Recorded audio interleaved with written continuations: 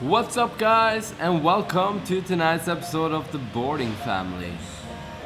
In tonight's episode, we travel to Cameron Highlands in Malaysia. It's a tea plantation land, I guess you could call it that, and that was truly stunning. If you go to Malaysia, you have to visit this place. And then we went up north on the west coast to Penang.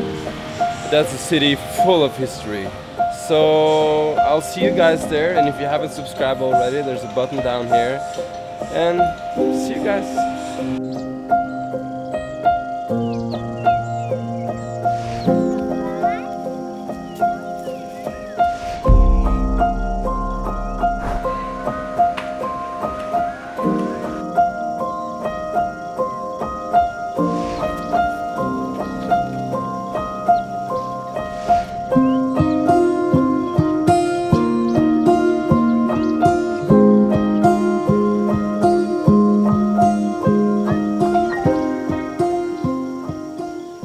Bus stations here are really big.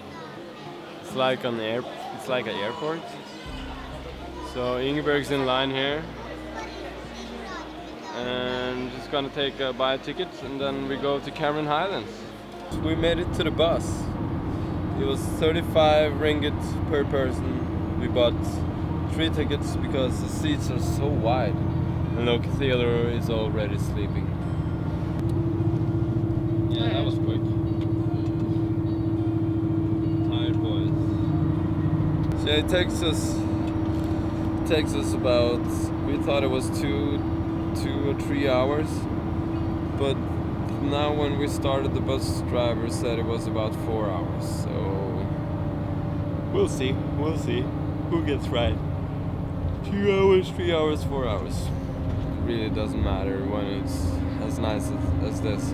And I was out for the first time testing the nightlife yesterday, so I need to catch up on some sleep.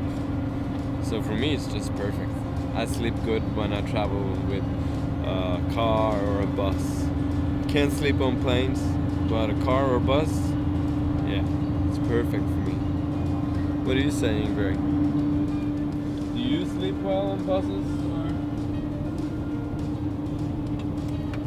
Yeah, I guess I do. I don't always allow myself to, but yes. How was Kuala Lumpur? How do you like it? I really enjoyed Kuala Lumpur. It's it's more of a Western city. It's very clean compared to Bangkok or Ho Chi Minh, where there's a lot of garbage. So it was really nice to be somewhere where there's hardly any garbage floating in the streets. So that was a good change. And It wasn't that busy, even though it lives 7 million people there. I think that one of the Grab drivers said it was about 2.5 million for the city. Seriously? Yeah, for the actual. I think it's the city center, because when we're driving now with the bus, we can see a lot of townships, I guess. And I think there's a lot more than 2.5 million living here, but it could be just the city center. Yeah, I don't know. It's it's a city with contrast still, but I see they're very good with greeneries. Even the high buildings, the high rises, they include a lot of trees and plants that hangs off the exterior of the buildings. And I guess it's to compensate for taking away all the trees and the green lungs. And The rooftops are full. yeah, all rooftops have gardens, almost, yeah.